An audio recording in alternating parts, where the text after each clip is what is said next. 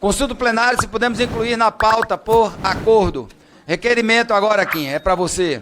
Requerimento número 127/2026. Moção de pesar e solidariedade pelo falecimento do primeiro sargento da Polícia Militar da Bahia, Romão Roberto dos Santos, de 65 anos, ocorrido em 22 de março de 2026 no município de Candeias, vítima de latrocínio. Aqueles que aprovam a inclusão permaneçam como se acham. Aprovado, a matéria passará a constar do grupo dos requerimentos.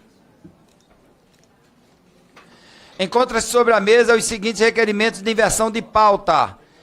Item 22, projeto de lei número 3.858 de 2023. Item 26, projeto de lei número 4.676 de 2025. Submeto à votação em bloco os requerimentos de inversão apresentados. Aqueles que aprovam permaneçam como se encontram. Presidente. Pois não, com a palavra o deputado Kim Kataguiri.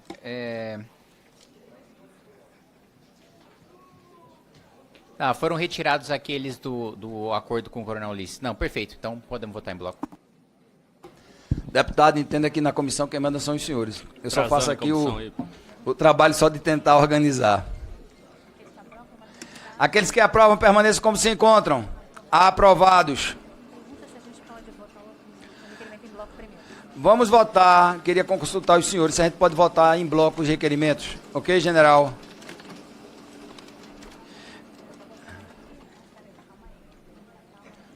Bora, doutora Raquel. O negócio hoje é rápido. Havendo acordo, submeto à votação em bloco os requerimentos dos itens de 1 a 21 e requerimento número 127 de 2026. Aqueles que os aprovam permaneçam como se encontram. Aprovados. Senhor Solicito... Presidente, gostaria de... Pois não, general Girão.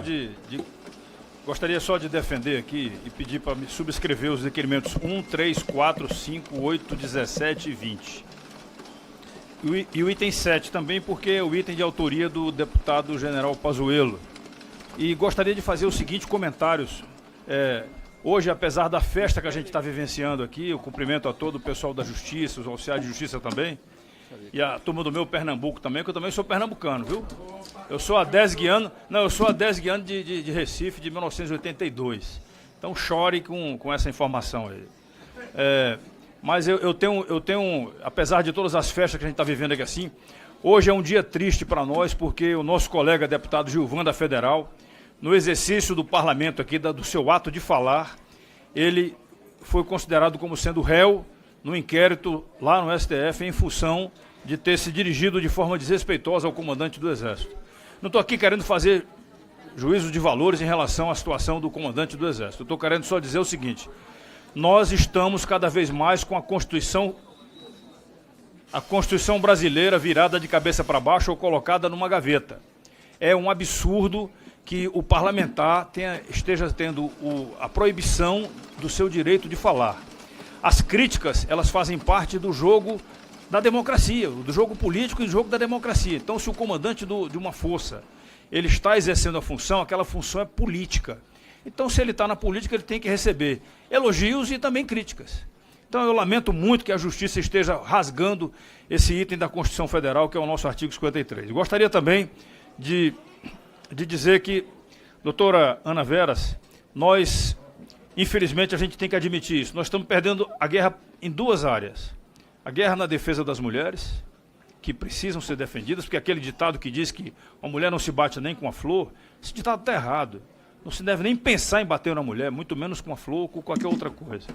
Mas a gente está perdendo essa guerra porque, infelizmente, o Brasil, o feminicídio só aumenta. A gente viu aí esse último homicídio aí absurdo contra uma mulher da guarda municipal. Então, a gente precisa, sim, mudar. Eu estive há 3 semanas atrás em El Salvador e lá quase que zerou isso. O que é que ele fez? É só mostrar o tamanho da palmatória que vai receber o cabo que cometeu algum crime. Roubo ou homicídio. Mostra a palmatória. Eu acho que alguns de nós aqui, o Coronel Meira é bem mais velho do que eu, ele deve ter sido criado também com a palmatória na parede ali. O cara tinha medo da palmatória. Bem, os 2 requerimentos que eu estou defendendo, um deles diz respeito a informações sobre a presença de centro de formação de terrorista dentro da terra indígena Tereza Cristina, lá no Mato Grosso. Requerimento do general Pazuello. Eu pedi para subscrever o requerimento e digo para vocês, Há muito tempo nós já temos centro de formação de guerrilha em alguns locais aqui do Brasil, especialmente em alguns assentamentos, especialmente nesses locais, porque são locais que, né, que campeia a prática da subordinação, da violência. Nas terras indígenas é a primeira vez que a gente ouve falar. Então é lamentável, estamos pedindo explicações para a ministra dos povos indígenas. E é o meu requerimento também, que é um repúdio à forma desrespeitosa, intimidatória e incompatível com a liberdade de imprensa praticado pelo ministro eu não gosto nem de falar o nome, você me desculpa, eu não falo o nome dos cabos que não presta. Eu não vou falar o nome do ministro, eu vou falar o nome do presidente da República, mas o ministro do presidente da República, que é desqualificado, na verdade é desqualificado para nós, mas é qualificado para ele, porque é o cara que gosta de fazer invasão em prédios públicos e privados na área urbana. Você já sabe quem é, né? O ministro aqui, esse... É um monte, né? É um monte de Boulos, eu ia falar o nome do cara. Mas ele foi lá ao Rio Grande do Norte, numa entrevista, ele chamou as jornalistas de mentirosas, mandou elas se calarem, e realmente é triste a gente ver isso aí. E a esquerda ficou calada. Eu não vi demonstração de defesa da OAB, da Associação de Imprensa também. Ninguém defendeu, só nós estamos defendendo as jornalistas que estavam exercendo o seu direito sagrado. Eu já fiz várias entrevistas lá, inclusive com jornalistas de esquerda, e fizeram perguntas, vamos dizer assim, até injustas para mim. Mas eu, dentro da classe e da educação, eu respondi. Questionei, mas nunca me exaltando, nem sempre cumprindo o respeito à liberdade de imprensa. Ou nós temos uma imprensa livre, ou nós não temos democracia. Ou nós temos o direito de falar dos deputados e senadores, ou nós não temos democracia. Ou nós paramos com os presos políticos, ou nós não temos democracia. Então eu peço desculpas àqueles que são contra, mas democracia no Brasil passou longe. Já faz tempo que a gente não tem. Muito obrigado, presidente. Senhor presidente, só subscrever os itens dos requerimentos 1, 3, 4, 5, 8, 11, 14, 17, 19 e 21. Subscrito. Presidente. Com a palavra, logo após o Sargento Faú, o Júnior Amaral. Só uma notícia rapidinho aqui, que eu acho que é interessante. Moraes manda Bolsonaro para prisão domiciliar. Aê! Aê! Chegando agora Justiça, mínima justiça sendo feita. Mínima justiça. Com a palavra, o deputado Júnior Amaral. Antes tarde do que nunca, né, Sargento Faú?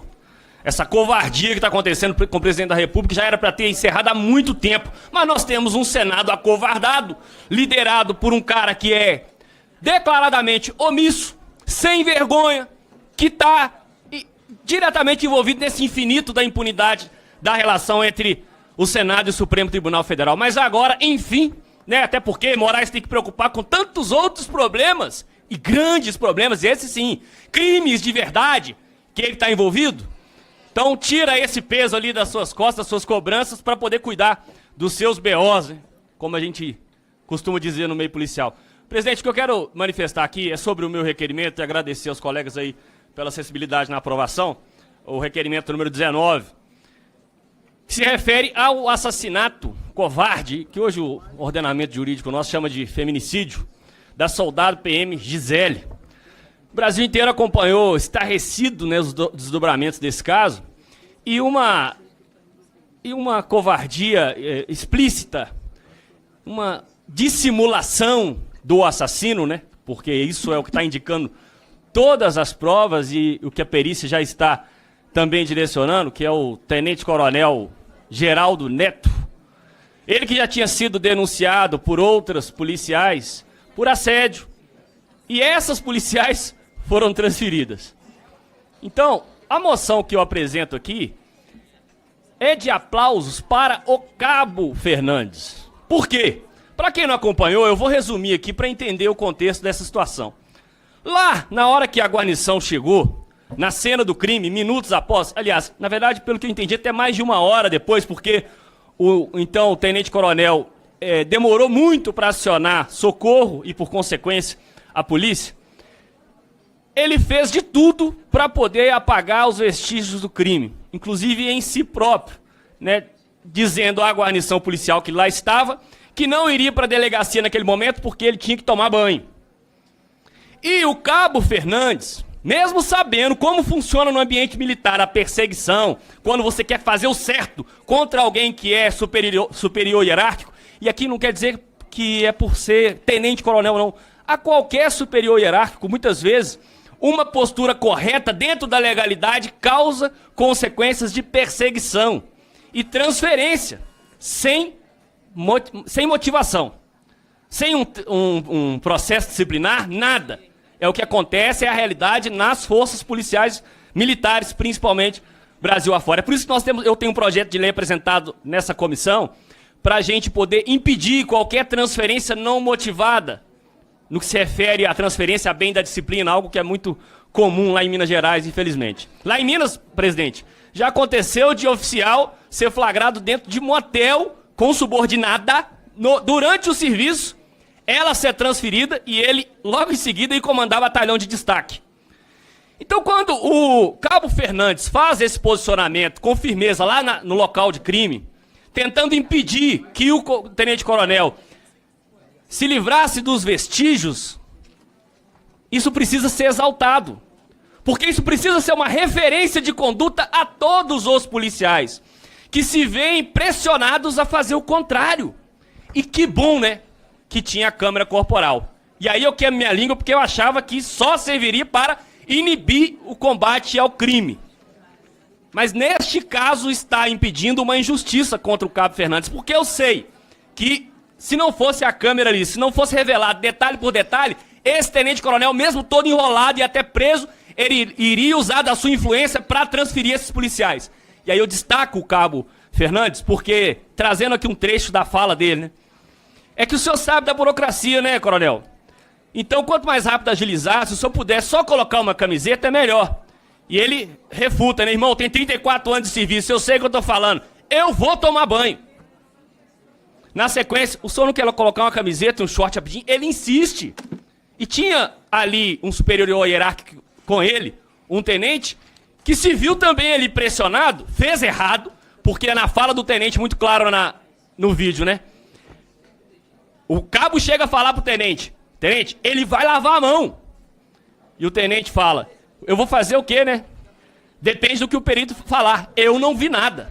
Eu não vou fazer juízo aqui da postura do tenente, não, porque eu sei, como militar, como é a pressão nessas horas lá. Mas isso não pode ser estimulado. E quem faz o contrário, quem age dentro da legalidade, quem luta por justiça, precisa ser exaltado e reconhecido. Então, por isso, presidente, há necessidade da gente aprovar essa a moção de aplausos e fazer o devido reconhecimento em nome dessa comissão. Para encerrar, o cabo fala, né? Se tomar banho vai perder tudo, todos os vestígios. E as conversas dele estão estranhas. Porque se fosse um paisano, ou seja, se não fosse policial, a gente já teria arrastado. Então, justiça para todo mundo.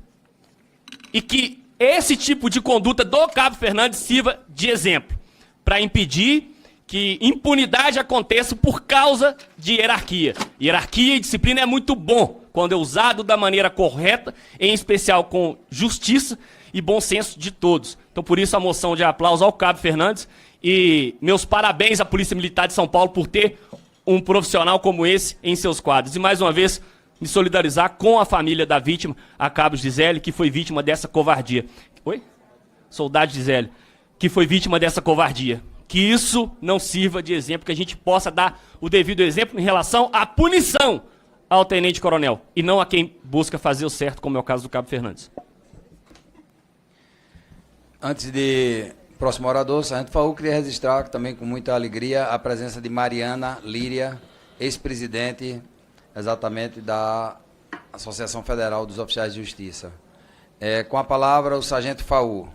Quero parabenizar o deputado Júnior Amaral pela fala contundente e lembrar que, ao chegar na ocorrência, um militar do bombeiro tirou uma foto da arma na mão da vítima, da policial Gisele, porque ele achou estranho o posicionamento da arma, muito certinho na mão, e serve como prova, porque geralmente a pessoa comete o ato extremo, a arma escorrega, cai, e o coronel fez questão de colocar, em tese, certinho na mão da policial para dizer que ela havia se suicidado. Então é importante isso também. E eu fazer uma reflexão aqui, Júnior. Nós tivemos Cianorte, policial militar, matou a ex-mulher. Maringá, guarda municipal, matou a ex-mulher. Tenente-coronel, provavelmente matou a ex-mulher. Tivemos o caso que o senhor citou do policial rodoviário federal, matou a comandante da guarda. Pessoal, nós somos operadores de segurança para dar segurança pública para as pessoas, para as mulheres, para as crianças, para o cidadão de bem. Nós não podemos matar as mulheres. Nós temos que matar bandido, criminoso que faz o enfrentamento. O que está acontecendo com vocês, caramba? Eu sei que é difícil, o psicológico do operador de segurança é complicado e ele ainda tem um problema dentro do casamento, mas, pô, caramba, nós somos defensores da segurança pública, da vida das pessoas. Nós temos que ir contra bandido. Usam armas da instituição para cometer crimes graves contra mulheres. Eu não vou passar a mão na cabeça. Não vou passar. Nós cortamos da própria carne. Tem que ser severamente punido. Pô, o cara é operador de segurança. Tem um problema no casamento, ele sabe, ele conhece as leis, tem experiência de vida. O cara vai lá e me mata a mulher. Entra na casa, mata na frente de criança. O guarda municipal matou a mulher com 6 ou 7 tiros na frente de uma criança. De uma criança, filho dela, de 6 ou 7 anos. Olha a gravidade. Nós estávamos tentando, Coronel Meira, colocar na PEC 18 a prisão perpétua para alguns tipos de crimes. Esse era um. E eu conversei bastante com o relator Mendonça Filho sobre colocar o feminicídio na presença de criança com prisão perpétua no Brasil. Eu sou a favor da pena de morte, mas é uma outra discussão. E acabou que na última, ele tinha me prometido, o Mendonça tinha me prometido que estaria, conversei várias vezes com ele, fiz parte da comissão especial, ele recuou, teve as suas justificativas, conversou com os juristas e depois recuou também na redução da maioridade penal. O que está acontecendo com essas pessoas, pô? Entrar numa casa de uma mulher, dar 5, 6 tiros na mulher, parem com essa covardia, e muitos ainda cometem o ato extremo para não serem responsabilizados. Pelo amor de Deus, vamos parar de matar as nossas mulheres. Quero subscrever todos os requerimentos. Muito obrigado, força e honra. Fala, galera da Folha TV, não se esquece de se inscrever aqui no nosso canal para assistir programas como Folha Notícias Manhã, Folha Notícias Noite, o nosso Folha Entrevista e o nosso Barzinho das Meninas. Muitas coisas bacanas a gente acompanha por aqui e a gente precisa muito, muito do apoio de vocês para nosso trabalho jornalístico, investigativo, de curadoria de conteúdo, com vocês ajudando no nosso Pix, folhademocrata@gmail.com, ou mandando superchats, valeu demais, e os recursos financeiros, tornando-se membro do nosso canal, no nosso curso de jornalismo básico, para você ficar muito bem informado a respeito de tudo. Queridos e queridas, muito obrigado pela presença de todos vocês, vida longa e próspera.